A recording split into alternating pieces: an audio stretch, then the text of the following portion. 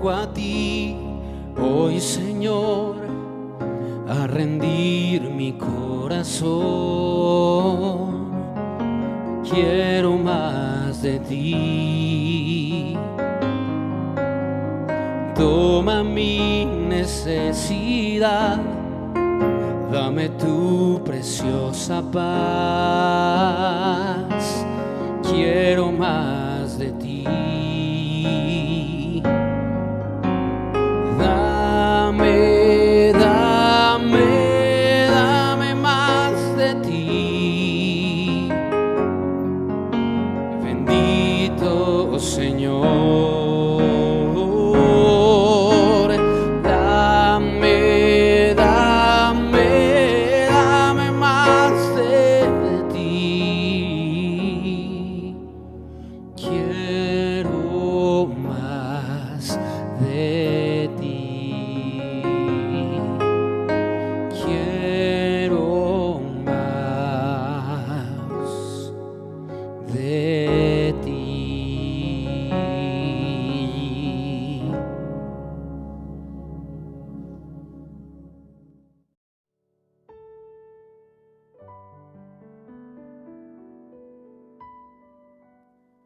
Jueces, capítulo número 6, versículo 11. Después el ángel del Señor vino y se sentó debajo del gran árbol de Ofra que pertenecía a Joás, del clan de Abiezer. Gedeón, hijo de Joás, estaba trillando trigo en el fondo de un lagar para esconder el grano de los madianitas. Entonces el ángel del Señor se le apareció y le dijo: guerrero valiente, el Señor está contigo. Ahora vamos a leer otra cita bíblica. San Juan, capítulo 20, versículo 19. Ese domingo, al atardecer, los discípulos estaban reunidos con las puertas bien cerradas porque tenían miedo de los líderes judíos. De pronto, Jesús estaba de pie en medio de ellos. La paz sea con ustedes, dijo. Vemos aquí en estos dos pasajes bíblicos dos casos muy similares. El primero, Gedeón, en la época antes de los reyes de Israel, en un libro llamado Jueces. No había rey en Israel todavía, entonces el pueblo de Israel era dirigido por diferentes personas conocidos como los jueces, personas que Dios levantaba de diferentes tribus de Israel para cumplir ciertos propósitos usados por Dios para pelear contra ciertos enemigos. Traía liberación, paz, tranquilidad al pueblo de Israel, y esa persona no solamente era un caudillo, un líder, un guerrero, sino que también se encargaba de juzgar, de ser líder en todos los aspectos. Nos encontramos entonces con el caso de Gedeón. Dice la Biblia que el pueblo de Israel se encontraba oprimido por unos enemigos llamados los madianitas, los cuales venían, atacaban la tierra, se llevaban lo que ellos habían sembrado, lo que habían cosechado, se llevaban todas sus pertenencias, se llevaban las ovejas, se llevaban el ganado. Entonces el pueblo de Israel estaba empobreciendo grandemente. Ubicados en ese momento, aparece en escena Gedeón. Lo interesante de notar en la historia de Gedeón son algunos aspectos. Primero, dice la Biblia que Gedeón estaba trillando trigo en el fondo del lagar, o sea, estaba escondido. ¿Y por qué estaba escondido? Porque tenía miedo, tenía temor. ¿De quién? De los madianitas. Y estando en esta situación, la Biblia dice que se le aparece el ángel del Señor. Dios mismo se le aparece. Y cuando Dios se le aparece, le dice unas palabras bastante interesantes. Le dice: el Señor está contigo, guerrero valiente. Qué interesante notar cómo aparece en escena Dios diciéndole unas palabras retadoras, unas palabras transformadoras y sobre todo unas palabras que parecen contradictorias con respecto a la situación que se está viviendo. Recordemos, Gedeón está escondido, con miedo, pero Dios le dice: guerrero valiente. La segunda situación que nos encontramos en el Evangelio según San Juan, y allí ubicamos a los discípulos de Jesús cuando Jesús había muerto, había sido crucificado, había sido enterrado, y los discípulos, dice la Biblia, que están reunidos en una casa, pero dice la Biblia que están con las puertas muy bien cerradas porque tenían miedo de los líderes de aquella época que habían matado a su maestro.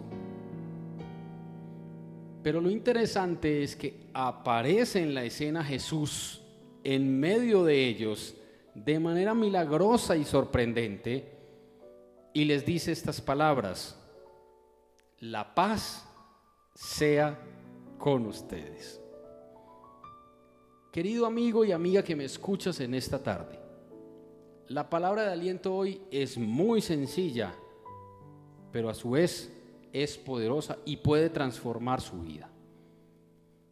Déjeme decirle lo siguiente: todos nosotros sentimos temor, todos nosotros nos enfrentamos al miedo. El miedo nos encierra, el miedo no nos deja avanzar, el miedo no nos deja proyectarnos hacia algo que nosotros queremos lograr. El miedo nos impide lograr las metas, nos impide realizar los sueños y los planes que nos hemos trazado hacia el futuro. En una ocasión, con algunos amigos estábamos en un paseo en una linda tierra, un lindo municipio que se llama Cisneros, aquí en Antioquia, en Colombia. Y estábamos allá porque como músicos estábamos tocando en un concierto que hicimos al aire libre en un parque, y el concierto fue en horas de la noche. Nos quedamos hasta el día siguiente y luego el día siguiente nos lo tomamos como día libre y fuimos hacia la zona rural porque hay un río muy bonito donde la gente va y se puede bañar. Hay diferentes balnearios, diferentes sitios donde la gente puede disfrutar de este maravilloso río. Estando nosotros bañándonos ahí en una parte, un niño se nos acerca y nos dice que si queremos conocer un lugar que llaman El Azul. Nosotros: El Azul, qué rico, ¿y qué hay en ese sitio? Y nos dice: el charco es el más increíble de todos y sobre todo hay un sitio desde el cual pueden saltar de muy alto y tirarse en clavados. Nosotros nos llamó muchísimo la atención esto y entonces fuimos con el chico, lo seguimos, nos tocó adentrarnos por el monte, por la selva, escalar algunas piedras, escalar algunos barrancos, y efectivamente cuando llegamos al sitio que el niño nos decía, pues se veía que el charco donde nos íbamos a bañar era hermoso, espectacular, y el niño nos empezó a decir: este sitio está catalogado por escalas, allá abajo es la primera, la gente pues se lanzaba desde ahí, luego aquí está la segunda, ustedes están en la tercera, aquí más arriba es la cuarta, la quinta y hay una que llaman la sexta. Nosotros empezamos a subir, llegamos hasta la cuarta y hasta la quinta era muy muy alto, pero la sexta tenía una particularidad, y es que la sexta era en una piedra y cuando nos subimos allá la piedra era muy alta y no se veía hacia adelante el río. Y el niño nos dijo: solo los más valientes saltan desde la sexta porque tienen que aventurarse. tienen que salir corriendo y tirarse hacia adelante sin ver el charco, pero ya cuando van cayendo pues ven el agua y caen. Es muy profundo y no se golpean. Todos nosotros nos quedamos ahí mirando y dijimos, wow, espectacular, qué bueno sería lanzarnos desde aquí, nos encantaría, pero todos nosotros nos moríamos del miedo y ninguno de nosotros fue capaz de arriesgarse. Estando ahí, mientras mirábamos si nos tirábamos o no, apareció otro amigo de nosotros, llegó ahí, alguien le contó sobre la piedra y llegó ahí. ¿Y qué están haciendo ustedes aquí?, nos dice, y nosotros no, estamos aquí mirando a ver como con ganas de tirarnos. Ah, ¿cómo así? Y se fue por allá atrás, y mientras nosotros estábamos hablando, escuchamos que ¡ah! Y cuando volteamos, iba en el aire y cayó, y cuando cayó allá abajo empezó a gritar, ¡qué dicha! Es el mejor charco en el que me he podido bañar en toda mi vida. Ese muchacho ese día nos dio una gran lección. Les resumo la historia. Nosotros no nos tiramos, nos morimos del miedo. Y luego cuando estábamos de regreso en el transporte, en el bus, otra vez hacia Medellín, mi amigo nos contaba y nos decía que era una de las mejores experiencias, que el agua era deliciosa, cristalina, que no había tocado el fondo, la experiencia, lo que había sentido mientras iba en el aire y caía, y nosotros éramos como, qué rico, tan bueno. Esto puede servir como ejemplo para resumir lo que les estoy tratando de decir. El miedo nos cohíbe, el miedo nos encierra, el miedo nos amarra, el miedo nos encierra y nos impide lograr lo que nosotros soñamos o queremos en la vida. ¿Cuántas veces algún joven no dice, esa mujer tan bonita, esa muchacha me encanta, es la mujer más hermosa que he visto en mi vida, pero no soy capaz de hablarle?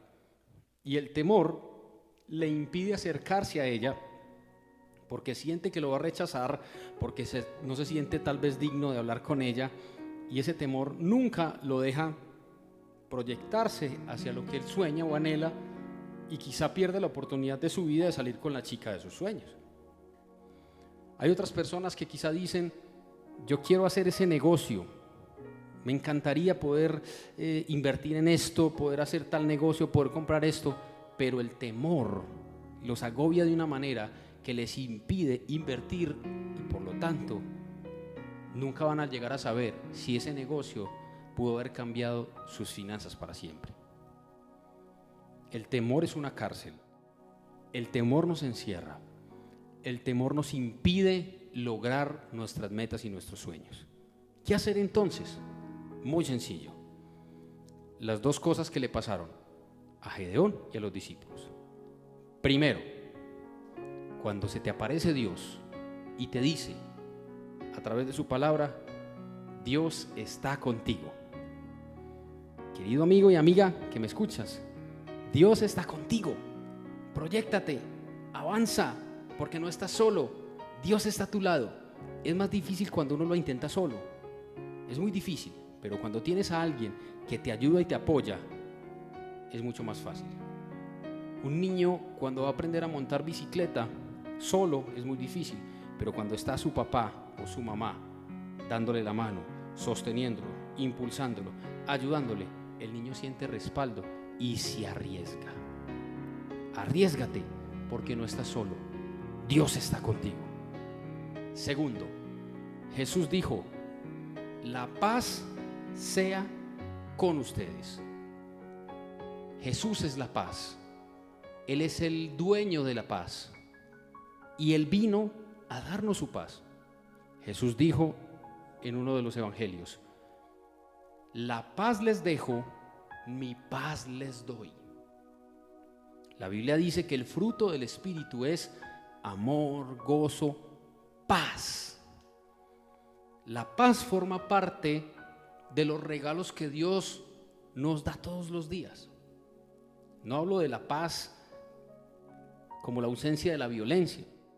Lastimosamente, vivimos en medio de una sociedad violenta. El flagelo de la violencia nos ha azotado mucho.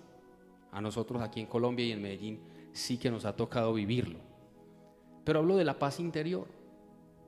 cuando tú tienes paz y tranquilidad en tu corazón, la certeza y la seguridad de saber que Dios está contigo. Cuando Dios está contigo, no solamente te da las fuerzas para intentarlo, sino que tienes paz y tranquilidad en tu corazón. Entonces el temor se va. Y allí es cuando puedes considerarte de la manera que Dios te considera. ¿Cómo te considera Dios? Como le dijo Dios a Gedeón: Dios está contigo, varón esforzado y valiente, guerrero valiente. Tú eres un guerrero. Tal vez todavía no lo sabías, pero desde hoy en adelante, arriésgate en fe, porque Dios está contigo, porque Jesús te da su paz, y entonces tú, de hoy en adelante, puedes ser ese guerrero valiente que se proyecta, que lucha, que alcanza y que logra sus metas, sabiendo que Dios está contigo. Dios te bendiga y nos vemos en la próxima Palabra de Aliento.